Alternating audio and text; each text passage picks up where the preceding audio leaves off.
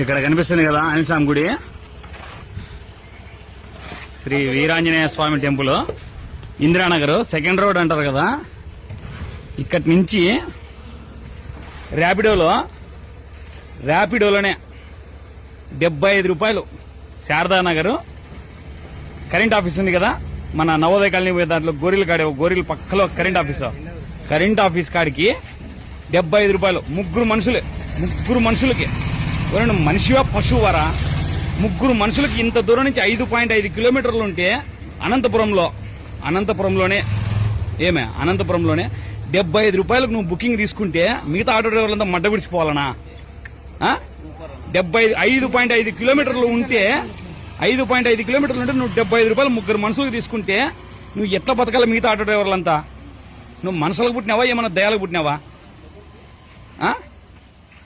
అసలు ఏంద్రా నీ బుకింగ్? నువ్వు మంచి అనిపించుకునే దానికి మమ్మల్ని నాశనం చేస్తాను ఆటో డ్రైవర్లందరినీ.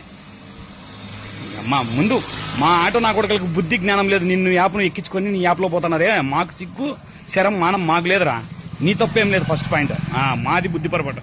5.5 కిలోమీటర్లు ఉంటే 75 రూపాయలు ఇస్తాడా నా కొడుకన్నా బుకింగ్?